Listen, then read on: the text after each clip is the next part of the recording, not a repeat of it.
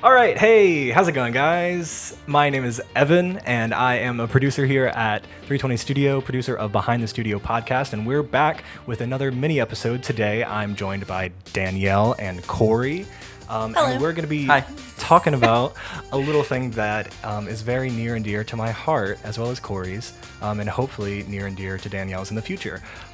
That thing is Dungeons and Dragons. Dungeons and Dragons. D&D. D&D. So yeah, we're talking about D&D today. We've got Danielle to kind of learn alongside any of you listeners who don't know anything about the game.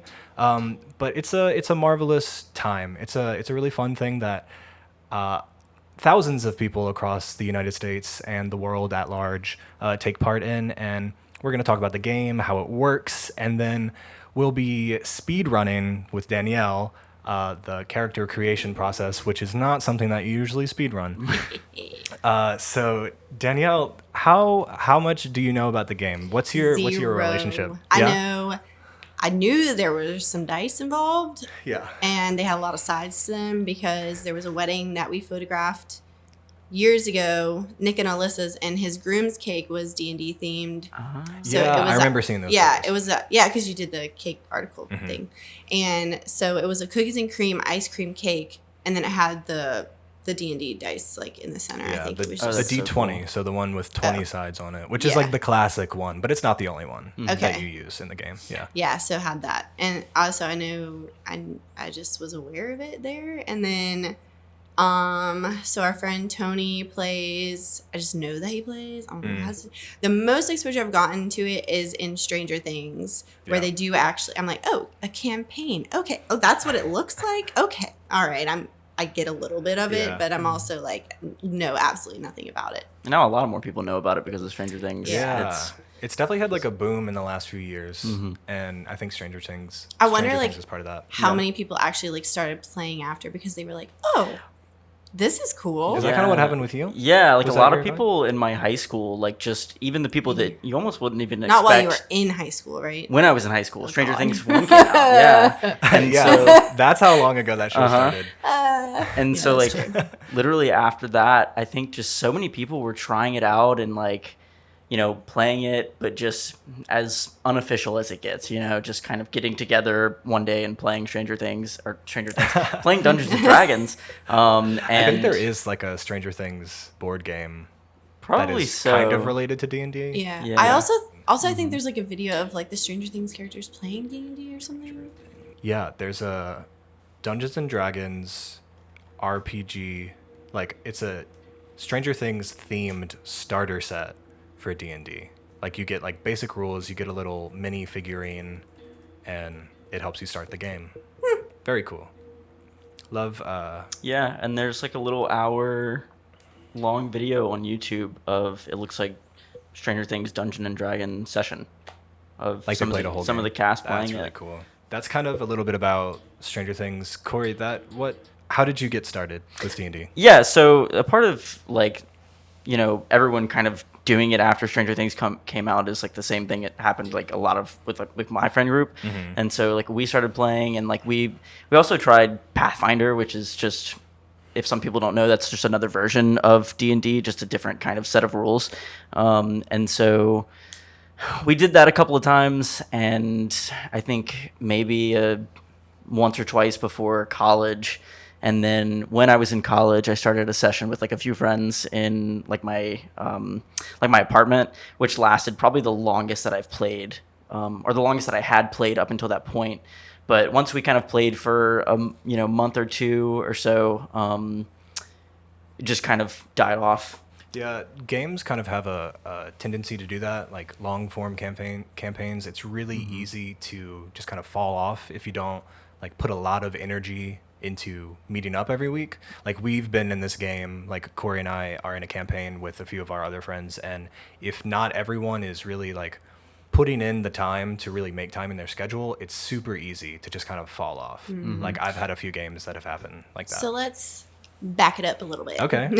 What is a session? What is a Yeah. campaign? Like, what is D&D? Like, is it like a board game? Is it like you know what I mean? Like, yeah. I don't know. That is some valuable information.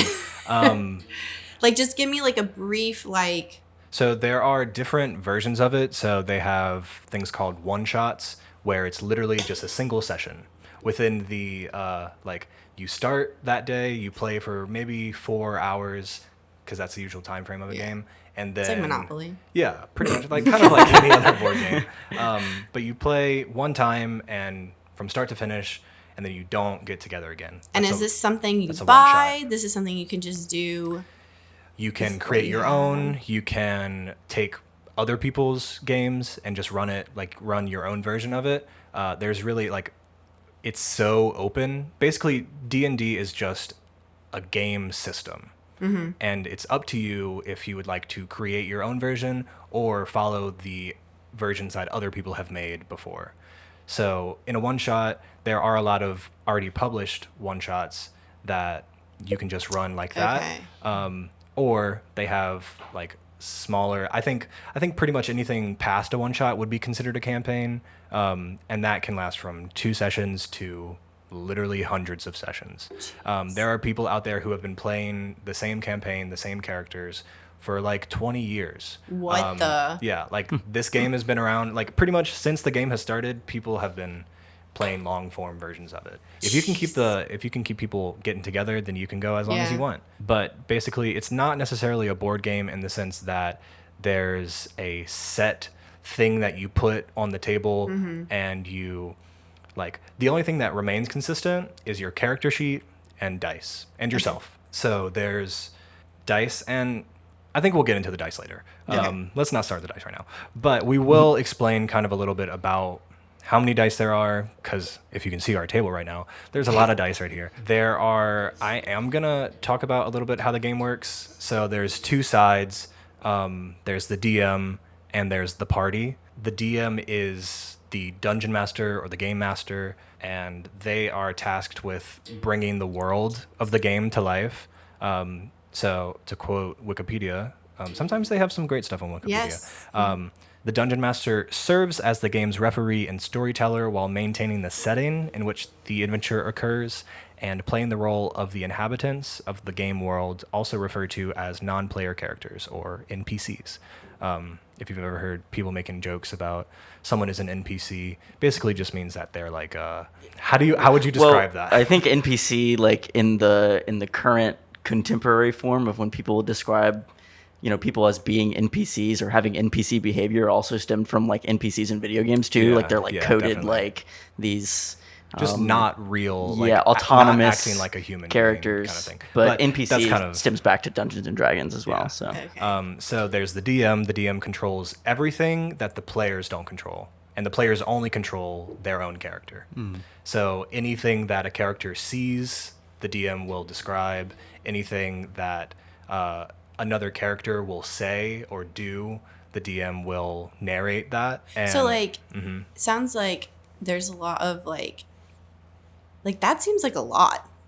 It They're is. writing a whole story. Absolutely. You might as well just write a book. Absolutely. And then get paid for it. Danielle, you've found the crux of my issue in life, because I have ideas for campaigns that I want to run, but I also just want to write entire books or something, and making the choice of turning it into a novel or turning it into a game that my friends can run. Okay, but why can't you do is such a both? tough decision. Why can't you I guess I write these can. and Yeah. sell them as campaigns? Boom. That's I feel very like true. that's a That's thing a- almost. Well, I know that you can buy individual expansions, which are just completely new ideas and add-ons to the already go. Yeah. basic set of rules. Problem solved. Yeah. You're welcome. But then it kind of tampers with the standalone novel. If I wanted the novel to be its own thing, That's true. It's already been published as this other thing, and therefore the story has already been Why can't it be both? spoiled a little bit. I don't know. It's never been done before. Maybe it's up to me to figure it out. You're the first. And then we So did. there's- I skipped ahead a little bit, but No, we yeah. heard No, it's about, kind of- well, because I it's wanted kind to of get necessary to I talk wanted about to it. yeah, I wanted to talk a little bit what even is it? You know what I mean? Because Yeah. people would be like Dungeons and Dragons. I don't know what that is. It a board game? Is it Yeah. a video game? Is it you know So what I mean? it's closer to So- a board game than a video game, Right. but it definitely D&D has influenced pretty much all modern video games. There are RPG video games Oh, yeah. that are 'Cause very they much all based have this off of. storyline. that Yeah. they go through, Yeah. which Yeah. I've never finished. I've never finished one singular that's not a thing for me. I'm more of like a free play kind of gal. Yeah. So there's the DM and then there's the party. I'll go back to my history in a second. Okay. Yeah. So there's the DM and they run the game, and then the players are considered the party, and the party is the collection of characters. The party. The collection of characters that each player has made for the game. So players control what their characters say and do. Basically, in a game, usually they'll offer a potential action that they want to pull off, and the DM will work with that player to facilitate some kind of die roll to see if they succeed at that thing. So, like, So interesting. it's so open-ended. Like, literally, you just put people in a place, and those people decide to do things. There can be objectives that the DM has in mind, but that can completely change depending on what the players decide they want to do. Oh, I guess Depending this on is how a you question play. for later on, I guess, that I have in Yeah, my head. save So it. I don't want to Save it in like there. get us too off track. No. So going back to where we were at the beginning, my experience with D&D is started playing in high school.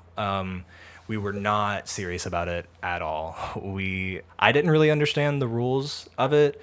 We had a DM who was pretty serious about it, but we kind of like, we just wanted to mess around. We just wanted to tell jokes. And that kind of ruins the fun depending on the kind of game that you're trying to run. Like if you want to play a really serious, everyone's in character, everyone's like, there are real world stakes to your game. If you joke around too much, that can like, not real world stakes in the way that I like, was if like- you get shot in real life. But Like, if you it's want to really bad. treat it like reality, then like too much joking can be a little bit Yeah. too much. It takes you out of the world. Yeah. Exactly. sure. You kind of lose your immersion in there. But after high school, I tried to run a few games, and the first one I did was an absolute nightmare. I tried to run a one-shot, which turned into a two-shot. Basically just that, like, it was a one-shot that should have been one session, but we didn't finish it in one session, so I said we were going to go and do a second one. Never did that. Oh, no. Never got back to Never it. got to finish the story. Never got it. And I've done that again. I've had other one-shots that did not get finished, and then I just didn't follow up.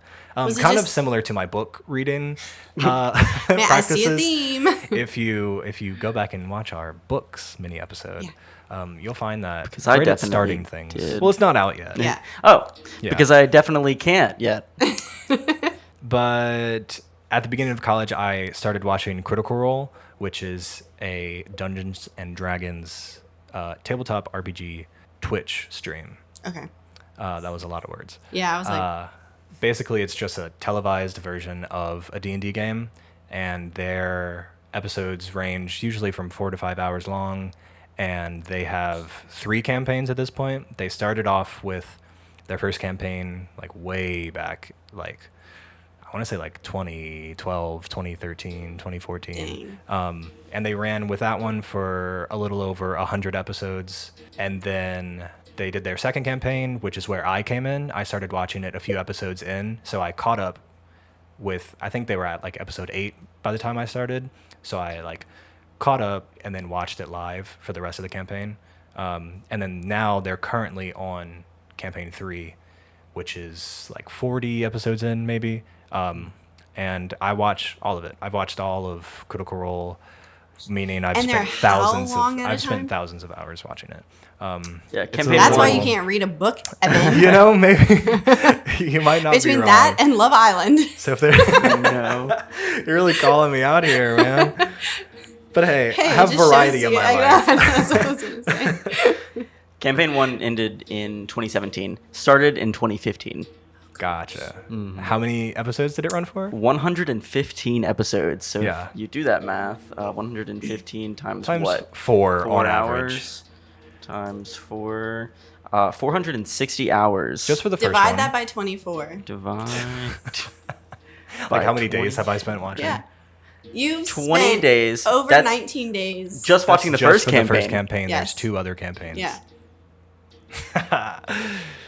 Welcome to this episode of Behind the Studio, where we illuminate to Evan his terrible habits in life. So if we do campaign 2, That's as which ran much for like commitment in life as like if you were to run a marathon. yeah, Yeah. like for all like the training. time commitment. Okay, so that is a total of an average, I guess, if multiplied by 4 hours, of 1,224 hours. Divided by 24 is 51 days. days. I've spent 51 days watching Critical Role. Which But people that have done actually, things. I mean, It's yeah, not the and worst. if it's 4 hours a week, that's really no. You have to train longer than that. Still, I've given them so much money for like merch and stuff, Oh. like because they make some pretty good merch. You've probably seen me wearing them. Like I probably wear a Critical Role shirt at least once a week. It's also just super entertaining though. Like it's Yeah, a good you've show. started watching it. Yes. What's your experience? Incredible so Yeah. far. I think I'm about to finish the 3rd episode of campaign 2. Did not watch campaign 1. Haven't started campaign 3. I've like watched their like what little like side tracks or They have little like mini campaigns. mini like, little- campaign. I don't know what you would call that, like a mini series kind of thing. yeah. But I'm almost 3 whole episodes in, and I mean it's fun to watch. It's so you're 12 hours in. yeah yeah. I'm 12 hours in. What all could you do? I'm just kidding. Well, I can eat How else could you breakfast. I spend can your brush my time? teeth. I can drive. Like that's Oh, the best thing about it. drive? Yeah. I can just kind of have it on the background. That's what I do. It's almost like a podcast When I'm format. commuting Like, an you hour can- to get to work, Yeah. I definitely put it on in the car. But enough about Critical Role. Critical Role definitely was kind of what inspired me to run my own campaign. And that was one of Wizards of the Coast is the company that owns Dungeons and Dragons, and they are the ones who publish D&D books. And they published a campaign called Waterdeep Dragon Heist, and that's what I ran for a time. I had a good solid group going, and we played for a few months, and then it fizzled out as campaigns often do. As all people who hang out together on a regular Yeah, basis. honestly, like at some point, someone's not gonna want to come. Right. Like someone's not gonna. Someone show up. has a kid, and then Well, we weren't at that point. I know. I'm just kidding. but- That's usually how it works. After that game fizzled out, I have since not formed because I didn't create it myself, but I joined a new group with Corey and a few other friends of ours, and we've been playing in that for little almost over- every week for over a year now. Yeah. So it's a lot of fun. I play a monk. Corey plays Half orc. a half-orc cleric. Yeah. And I have plans to run my own game soon, and I've been prepping for a few months. But that's prepping is I use pretty loosely here because You've been mentally preparing. yeah, like I've got some stuff in a few Word docs, but until you really get players together, you're not doing that much. Yeah. Once you start though, you kind of get on it. Like I also after playing this campaign for almost a year, I've also started to kind of write my own little thing. Like I wanna run my own session and my own campaign, and I think it would be pretty cool to get there at some point. I would be a terrible dungeon master. I'd be like, 8 dead. Goodbye. All right, now I'm going to go into a little bit of a maybe brief and definitely incomplete history of D&D. And really, it's only a history from the perspective of wanting to warn you about the dark history of the game, because it's a violent game and it has caused a stir in the general public. Which Stranger To put Things it Yeah, lightly. 4 addresses. address, Yes, which is really cool. absolutely. So you're going to hear more about that Yeah. as we go in. So Can we have yeah. like a little going back in time music? Let's go back in time. Let's go back in time. So, the game originally evolved from a large-scale army combat game created by two folks named Gary Gygax and Dave Arneson. Gary Gygax is usually referred to as the father of the game, but Dave Arneson was right there alongside him. He's usually not given as much credit as Gary Gygax, but given the little bit of warning that I gave you, these guys have a few problematic perspectives, and it kind of reflects in the early game. So Gygax is known for employing something called biological determinism, which is basically racism. Basically, biological determinism is the idea that most human characteristics, physical and mental, are determined at conception by hereditary factors passed from parents to offspring. So basically, if you were born of a certain group, you will thus have certain traits when you get older. And that just puts people in a box and makes it seem as if all people that come from a certain place are of a certain type. Right, And that's extremely harmful. That's not taking into consideration anyone's experiences in life. That's not taking into consideration the things that people have to go through to get them to a specific place. So that's just a really harmful like ideology, and you can see it in the early games. You can honestly see it in the current game. The way that 5th edition was started. 5th edition is the current edition of D&D. There have been 5 versions in total. Pretty soon we're about to move to the 6th edition, which is just going to be called 1 D&D, which is interesting. We'll see how that goes. And so this is put up by that company that Wizards of the Coast. Yeah. Well, yeah. Mm-hmm. So we'll get into that, I guess. Yeah. Keep going. Okay. But basically, Gary Gygax took characters, and if they were non-white, they were often, or like something that seemed not normal, which is such a terrible word. They were boxed into specific traits and characteristics, which, like I said, is what racism is. The game in general has kind of had some pretty horrible comparisons between real life groups and non-human creatures.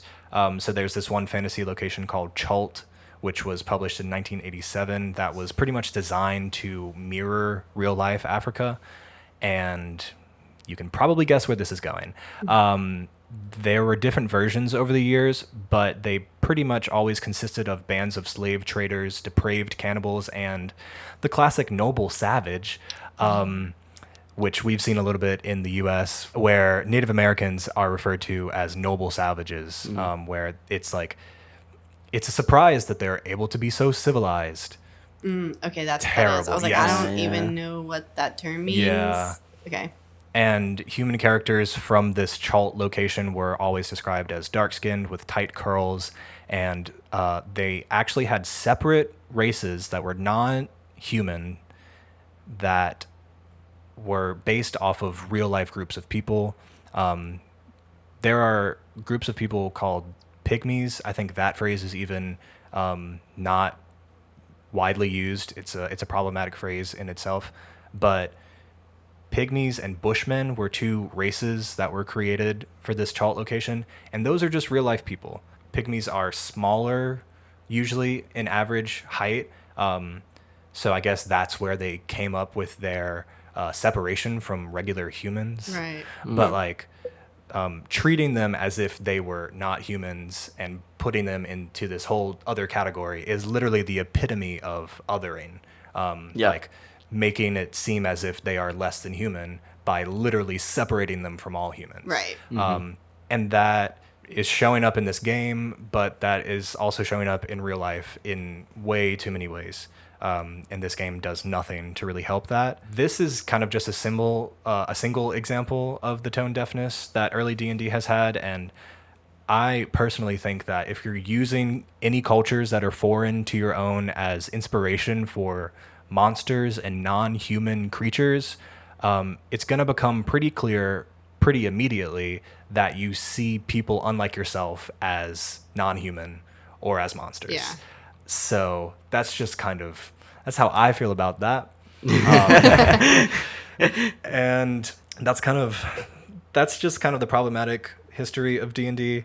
A very slight look at it, but on a separate note, there's this other thing called the Satanic Panic. And this is kind of where Stranger Things comes in, because they kind of reflected that in the TV show. Some folks in the 80s were led to believe that people playing the game were involved in satanic rituals, and that D&D was directly causing suicides among young kids. Now, this is where, if we hadn't gotten dicey enough, this is where it's going to get a little dicier. This is pretty similar to your modern day perspective of video games cause violence. So if you believe that, then you'd probably be hanging out right with these satanic people, folks. I honestly don't know how it ended. I guess it just kind of like died off over time. There are still people out there that think D&D is Right. Well, it's the same thing with devil. like banned books. Like, I mean, there's still people that like. I mean, there's still places where Harry Potter is banned. Wow. Even like I think Pokemon is one of them too. Like that was kind of seen as these like demonic creatures, you know. But that's another aspect of their past that if you're just getting into this, just be aware of it. Some folks might think you're being involved in some satanic rituals. So just be forewarned.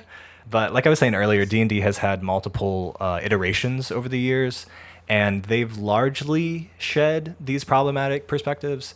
And some people think that they've done everything they can. They're pretty satisfied with the work that they've done to make D&D more accessible, but other people think that there's more that needs to be done. We'll get into it later about character creation, but when you choose what type of creature you are, you're choosing a race. That's a big debate about whether or not the word race should even be used when deciding what your character, like what your species is. Right. So that's kind of the other option, is race or species. But even that, like, it's semantics. Yeah. But like generally the mission that Wizards of the Coast says that they're doing is keeping the game inclusive and making it as fun for everyone, not just for white people. Right. That's what I got to say about that. So we've kind of already talked a little bit about how the game works. You've got the DM, you've got the party. You're not necessarily against each other. The DM is not, unless you're a pretty sadistic guy or gal, the DM's objective is not to kill the party. Right. You want to create as fun of an experience for your party as possible. So does the DM also participate, or the DM is just there as like the guide? They can participate. There's things called DM PCs, which is basically where a DM will create a character to include in the game, and they will control that character as well as everything else. Some people find that problematic because then you're kind of stepping on the fun of the party, and you can sway them in a way that you wouldn't normally be able to do if you just let the players do what they wanted to do. But yeah. So now we're going to talk a little bit about the dice that you use. For people who care about grammar, you have multiple dice, and you have a single die. Yeah. So if you're rolling, let's say if you're rolling 2d10, that might not make sense to you right now. If you're rolling 2d10, then you're rolling 2 dice. But if you're rolling 1d20, you're rolling 1 die. Usually people just say dice for everything, and it doesn't really bother me. But it kind of does. It kind of does a little bit. I get the vibe that it does. Yeah. But actually, I wanted to give the floor to Corey to talk about dice. Yeah. Anyway, you've never Thanks actually. for letting everyone for letting me talk for 20 minutes straight about it. Yeah, no, thank you for was a long talking for spiel. 20 minutes straight. Funny, you've never actually corrected me on the dice or die thing. Oh yeah, I've thought about it though. Like every I've time, thought like about I it. don't bring So my. Corey is a dice culprit. Well, every time I don't bring my dice to our sessions because I forget them. He does forget all Yeah, the I say I didn't bring my dice today, and no That's one's ever. correct. That's correct. Wait, You didn't 'Cause bring your that's dice. multiple. Oh, Yeah, you're right. Okay, I you're was right. thinking of the opposite for a second there. Yeah, no, you're good. So yeah, I guess I've never actually. I need to You roll have a used die. it incorrectly though. Well, I'm sure I have. I need to roll the So- dice. Roll. Yeah. Okay. I see Yeah. what you mean. Yeah. It's So you funny. know what plays in my head is I used to play this like computer game of Clue. And the narrator of it would be like, please roll the die. Oh, nice. So Wow. You kind I of remember. you had I've it known. set up for you Yeah. to do it correctly. Yeah. So, anyways, the dice. There's typically 7 within a pack, and all of them are represented by how many sides you can probably assume are on each dice. And so you have your D20, 20 sides, each die. There you go. How many sides There are you on go. each die? So, you have your D4, which is a die with 4 sides. Yeah, that's the pyramid the one. one. Like the triangular. Yeah, and they Pointy. kind of. Definitely the most dangerous one of them. If you stepped on that in real life, And that my was- little metal Ouch. D4 could probably kill you. Where is it? I don't know where it is yeah. on there, but so yeah, you have your D4. Oh yeah, that's sharp. Yeah. This is a weapon. You cannot it bring is a a weapon weapon. into work. It's just like if I just like slapped my Oh. hand straight on top of it. Your D6, which is 6 sides, that's your typical die that Oh, everyone okay. is pretty aware of. This is gonna be fun. It is gonna be so hard. Your I'm that's trying to your get it to where, like, D6. both cameras can get it. You're gonna ruin the focus on my camera. Nuh-uh, it's focusing on faces. Okay. True. D8. Can you find that one? Is that this one? That is a yes, D8. yeah. Yes. Um, The D8. D. How would you describe that shape? Diamond. Yeah. A Yeah. diamond. Yeah. For Oh, sure. yeah. It's like diamond Yeah. shaped. And we'll talk about it a little bit later. Like you use any die other than a d20 for damage. Damage or healing. Or, hit points. D10s, yeah, can be used, I think, for some damage. But yeah, so anything pretty much from like a D4 to a D12 is like damage or healing or, some kind of spell thing. Yes, that is your D10, which I think I didn't skip, no. No, you So, didn't. This was the next one up. And so your D10 is actually separated into 2 dice. You have your D10 with a 0 next to each number, and then a D10 that doesn't have a 0 next to each number. That's because you can roll these as also D100s. So if you roll 2 of these, whatever it lands on, you have your 6-0 and your 2. It'll be a 62. So, like, this is. Oh, okay. Yeah. Okay. So if you roll that, And if you roll at the same time, go for it. Roll them. What did you get? 0, 8, or is it 8-0? Yeah, it would be 8-0. 8-0 8-0 and and 5. five. So that would it's be an an 85. 85. And so you can do like percentage rolls on those. So it's like if you do a D100, your chances of whatever you're rolling is within that 100% percentile. Okay. And then- 0, like 0, and the 0 on the other one would be 100. Yes. So there is no 0. There's 1 through 100, Yes. which makes sense because that's 100. And then you have your D12, which is somewhere in there. That's the like one? chunkier one. Yes. Yeah. Yeah. That would be your D12. Kind of looks like the Sounds like we're talking about vitamins and minerals. Vitamin D12. B12. That kind of looks like the quaffle from Oh, yeah, I am getting. Oh, I don't know hold what that on. means. Here we go. the What? What is it? from What- Harry Potter. The The quaffle. the what is the- ball. Oh, The red like one. one of the balls. Okay, Yeah. It doesn't yeah. look exactly It's like it, not- but it gives yeah, us the vibe. yeah. Looks like a soccer ball. And then your complete end all be all dice, I MVP. suppose. Your This thing MVP is die. heavy. It's heavy. It's metal. Is your D20, and your D20 is your everything. It's your initiative. It's your your skill checks. It's your death saving throws. It's what else? What else is in there? It's all your skill checks. It's all your saving throws. It's all your. That's kind of it. Rolling You to say skill attack? checks and It's like, rolling to it's- attack. It's going to be the rolling one that you for use the initiative. most out of the entire game. So that would be why he had that one on his cake, the groom's cake. Yeah, Yes. yeah. It is the one that is most ubiquitous with the game itself. Yeah, and I think that's pretty much it about dice right now. All right, so that was the dice, that was the history, that was the basic overview of the game. So now we're going to build a little character. We're going to force Danielle to do something that would usually take someone days or hours or days, or some people like consider it over time for like weeks, just to like really That's fully a little flash out their character. excessive. Well, Yeah, I mean it just depends If on I how ran one, invested. I'd be like, "Look, you going to take a BuzzFeed quiz?"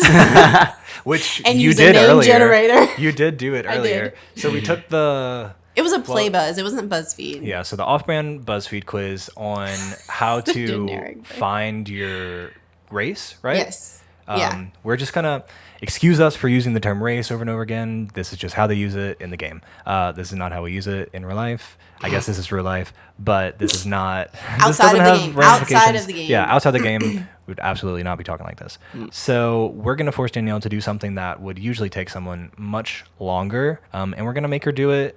I think we should give her like a minute to make every decision. Like I think we should put a Yeah. timer I was like, on, whoa, that's like 1 minute per decision. okay. Yeah? Okay. Follow me? Yeah, Which, yeah. Yeah. So I did Alyssa get to over- look through the book a little bit. okay. Yeah. I already know what I want my race to be and my name. Yeah. I'm Okay. prepared. Cool. So okay. Corey, if And you my- could I'm- actually I'm- assist. Yeah. If you could like whenever she has to find her class, if you could just like turn your laptop to her and she can look through all the And I can be classes. like- Because I think scrolling through all of the pages. Oh yeah, that's gonna take way Would too be a long. little too much. I think it was good for me to Um, review a little ahead of time. Yeah. But while Corey is setting that up, I'll take a little second to talk about the books because this is a game that all the rules are put in books for you. And if you want to get started, you kind of need to know where to start. So first off is the book that pretty much everybody should own, and that's the Player's Handbook. And this is if you really want to play. If you've decided that you're going to spend some money on this, you're going to get started.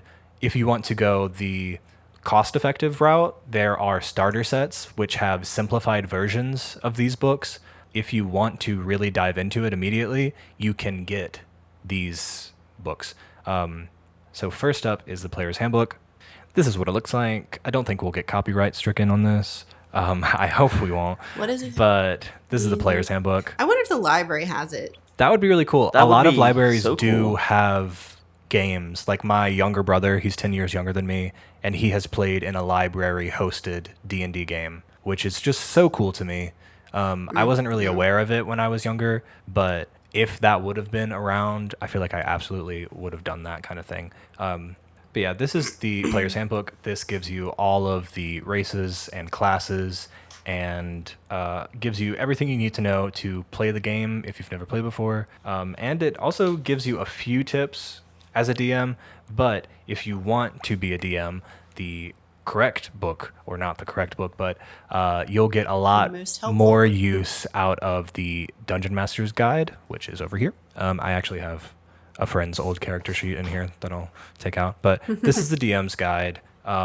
This gives you all of the rules that you need to play the game as written.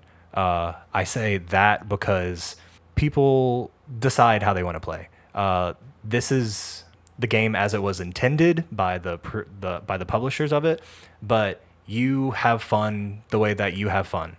People homebrew their own rules all the time. People homebrew their own races, their own classes, their own everything. If there's something in the game, Like that there's could a be a homebrew theory. version of it. Absolutely. Anything that has been created, there's probably a homebrew version of it.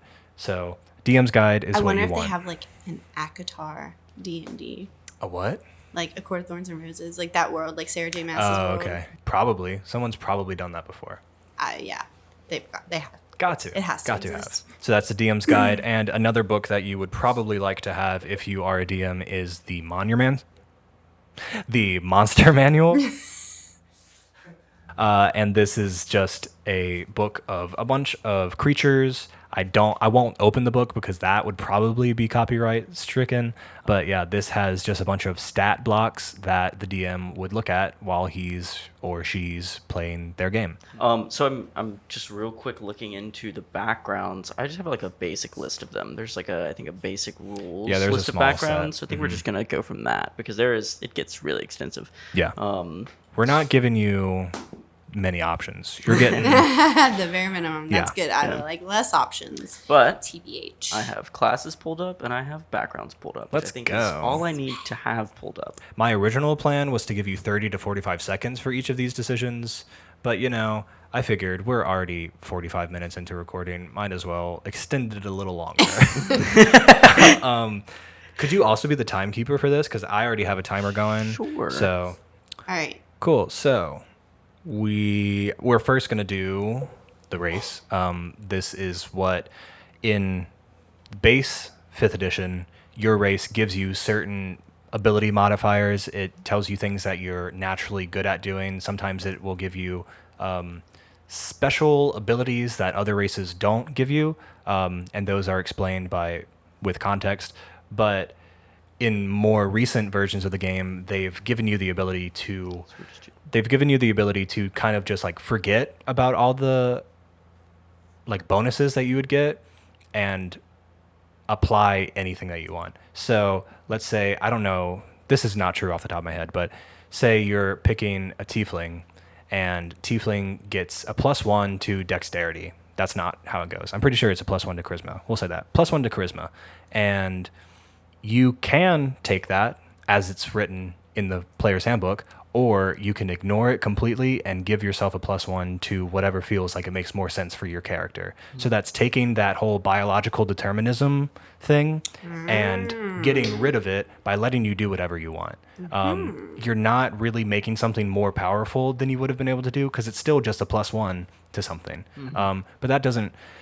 You see, I'm explaining things that kind of don't make sense unless you actually know what I'm talking about. So let's just talk about it. So you choose your race, and we don't need to set a minute timer for this because you already know what you're doing. What are you doing? Yeah, but I want to talk through my Your rationale. my rationale. Yeah. Okay. I'm sorry. Okay, so let's list off all the ones you could be so people can know.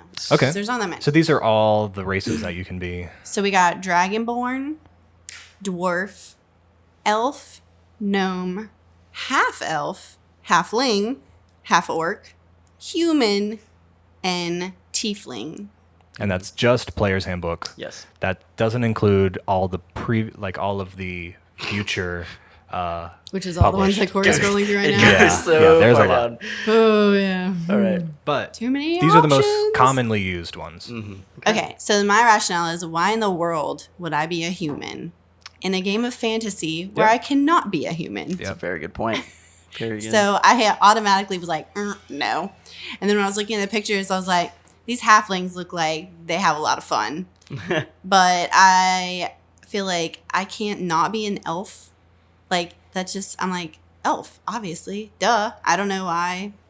But, I feel like there's a certain serene vibe that you're going for and I think I also that was you can like, accomplish as an elf.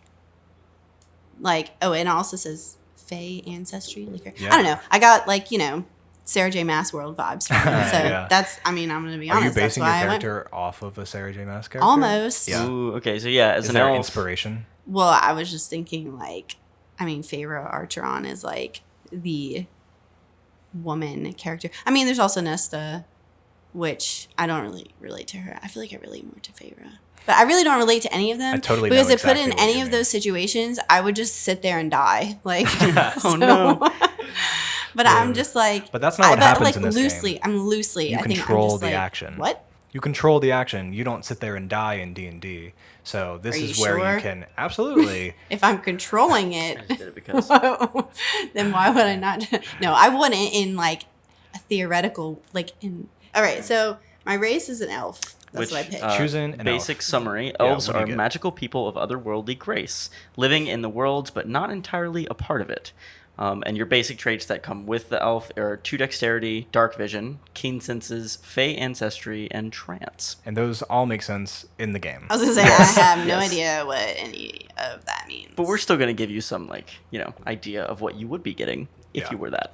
So that's your race. It also makes me think of Lord of the Rings. I'm like, I liked those elves. Those were That's nice. true. Yeah. The elves are super cool. So classes. So now is your class. Mm. Your class is where you kind of determine the way that you fight. There are fighters. There are I can list them magic out. users. Yeah, go for it. Barbarian, bard, cleric, druid, fighter, monk, paladin, Mhm. ranger, rogue, sorcerer, warlock, and wizard.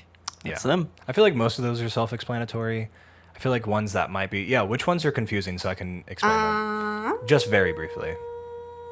I feel like guess they are. druid might be a little Yeah, confusing. druid, and paladin, and ranger and rogue Yeah. are like ranger and rogue. I feel like are vague. Yeah. Okay. So Like, I'm druid like, I know what is a ranger could be, like a park ranger. That's actually that's exactly actually what they are. Not that far off. What? So yeah, druids are just like nature focused magic They users. can control the nature. Yeah, in a sense. And they can like turn into beasts depending on Wielding the powers subclass that of you nature. choose. So like an animagus in Harry What is Potter. that? You can turn into Oh, a yeah, yes, yeah, yes, yeah, yes. yeah. Basically. So that's what a druid is. A ranger is you get like a favored terrain. So there's like a certain type of environment that you thrive in, and you so like understand Aquaman.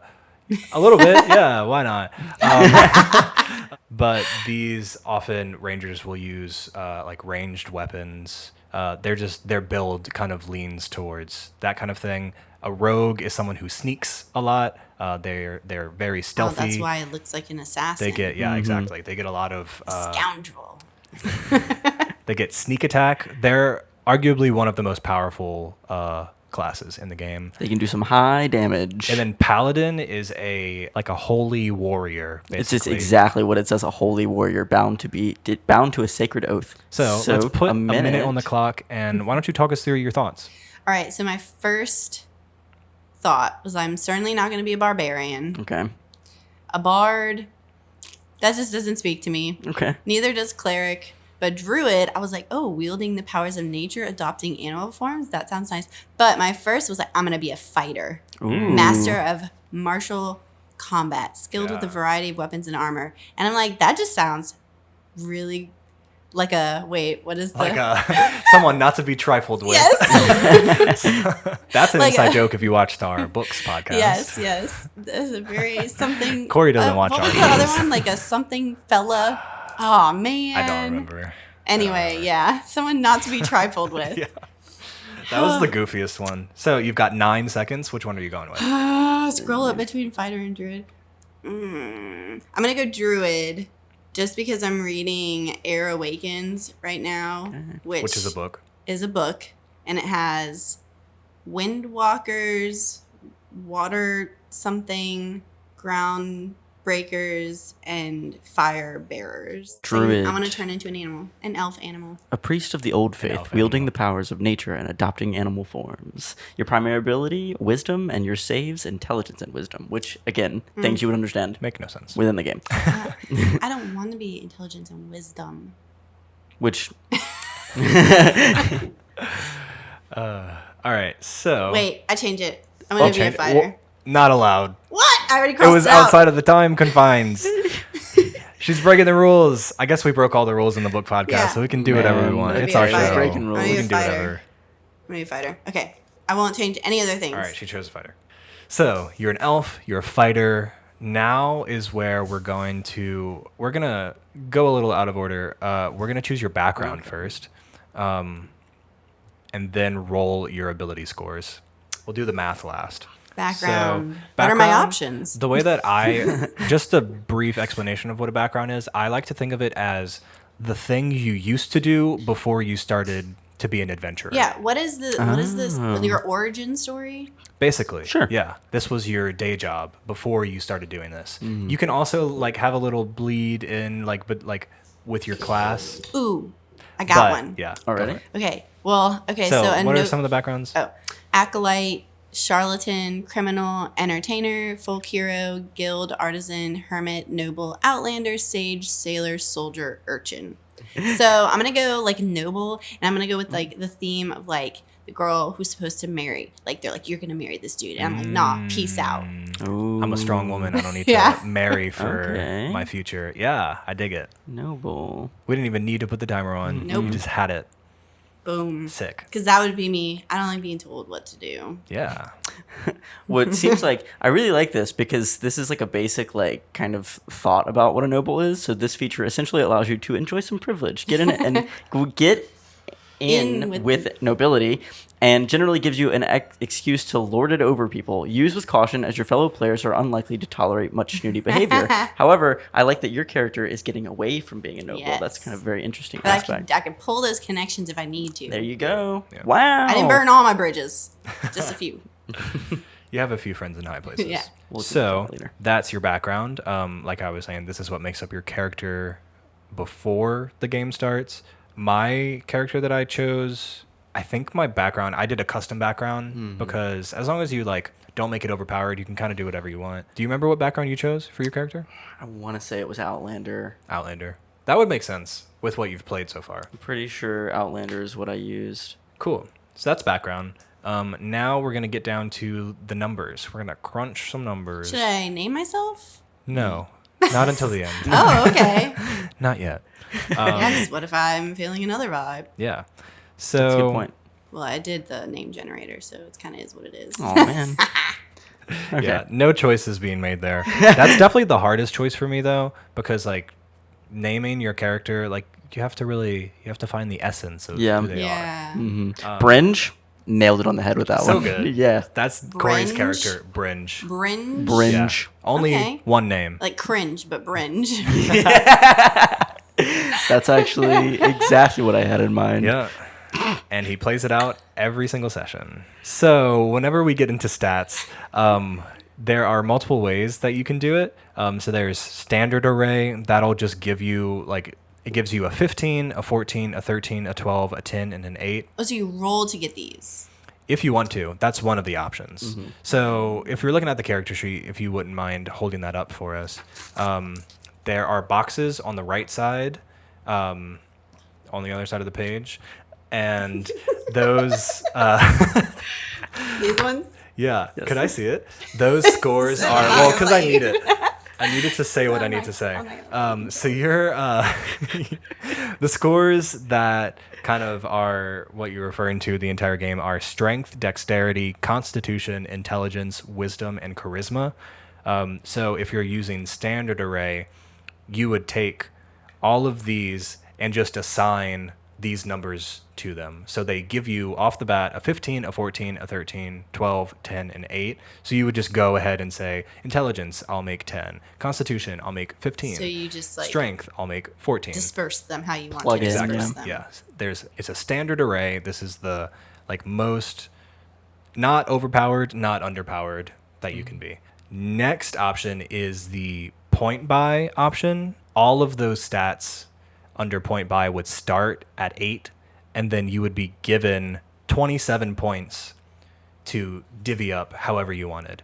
So imagine your strength, dexterity, intelligence all starting at 8, and then you have a bank of 27. You can add or subtract until you get to your final ones. That's a fun one to do, and again, kind of creates a pretty balanced character.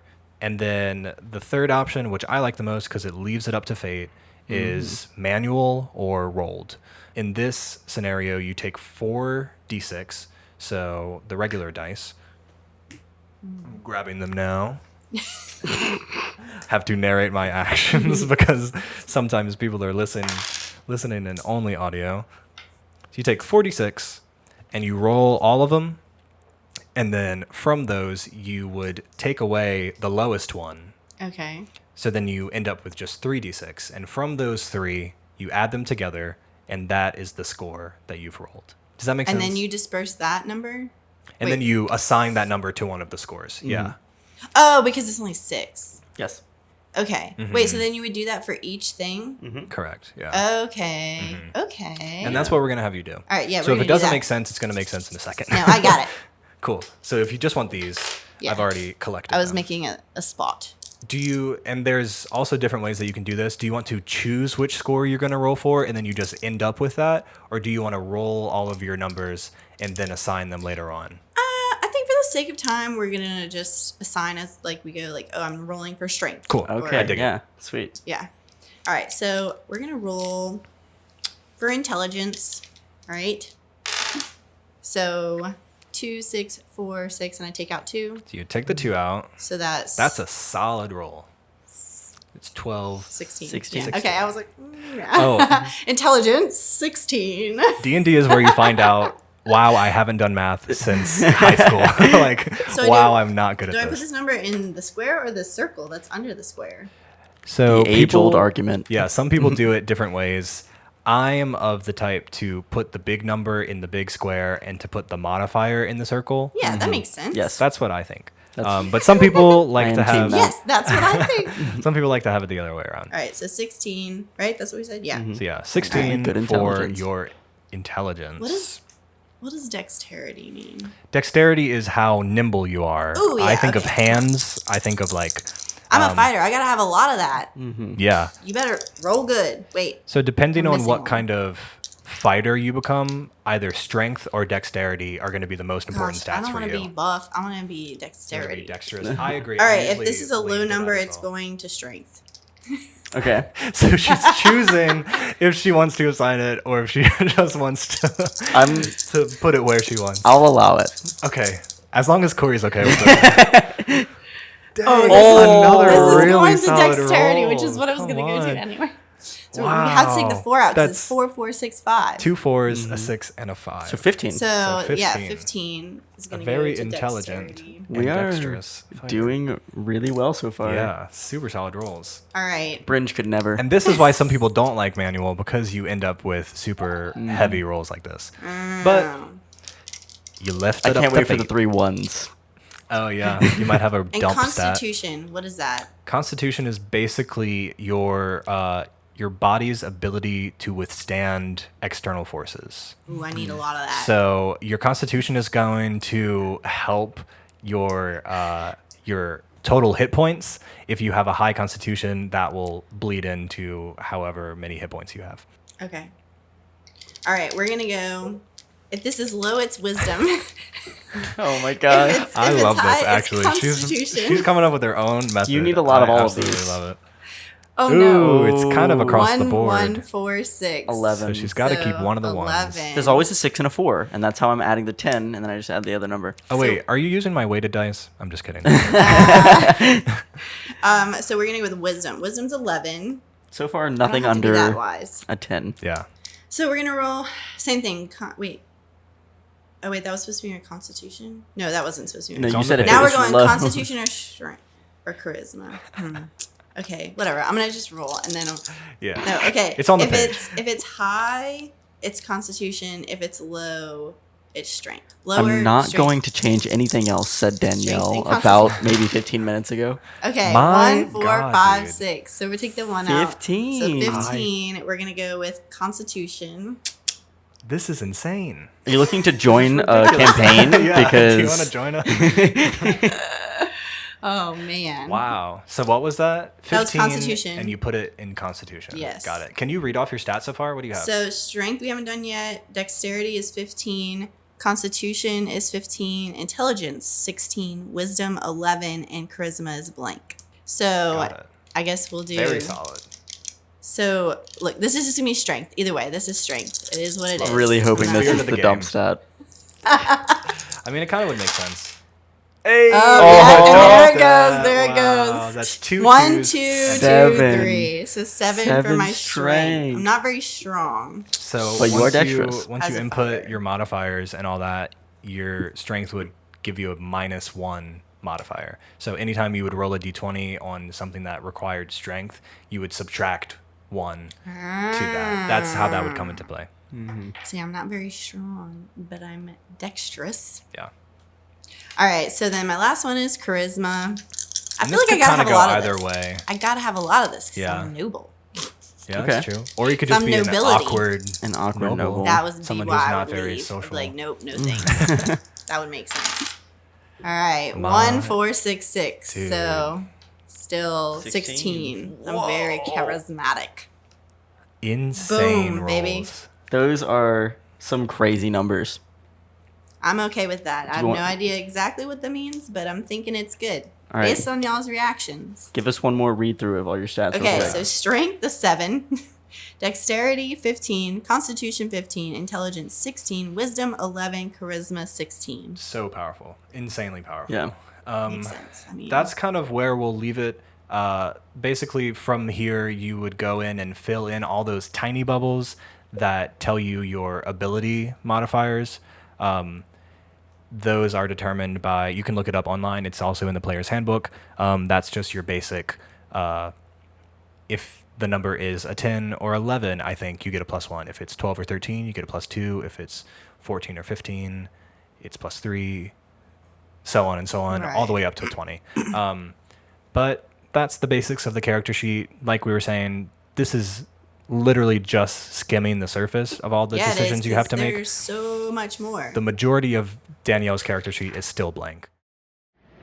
Hey folks, so I'm editing the podcast right now, and we actually lost the last 3 minutes of our footage. So yeah, enjoy the last 3 minutes of this podcast as just audio. yeah.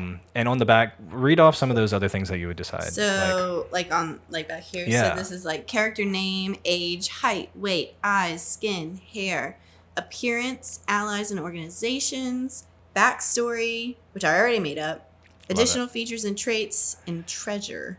All yeah. right. So there's all that to figure out. What is your character's name? Oh yeah, thank you. Yeah. I would have totally skipped it. So I did the name generator, right? Which Mm-hmm. Evan said it was a good one, the name generator. Solid. And I picked the first one that I could pronounce, Which which is Winland Shadow Dew. Love it. Shadow Dew. That whole like 2 words combined to make a last name is the most D&D thing in the world. Shadow Dew. So yeah, I love it. That's a super solid Winland. classic D&D name. But Love that's it. it. That's what we got today. There are a million resources if you want to continue to look into D&D. There are some tabletop role-playing game live play shows like we were talking about earlier. There's Critical Role, which obviously I'm obsessed with. There's Dimension 20. They're kind of similar. They have their own shows They do campaigns. There's High Rollers, which is also a great one. They have D&D podcasts, so they only exist in a podcast form, and they just play their game in front of microphones. And a good one of those is the Adventure Zone. There are literally hundreds of other ones that I'm not mentioning. So if it's something that you're interested in, do 2 seconds of searching and you'll probably find something that's perfect for you. Like I was saying, there's so many resources. The best way to get into the game is to just find a group of people that want to start and just start. The hardest thing is finding a DM, because you can have a group of people who are new to the game that want to play, but there's no one who's super familiar with it enough to run. So that is the toughest part. But yeah, that's D&D. I love it. I hope you love it. I hope you enjoyed this episode. This is our last mini episode before season 2 comes out.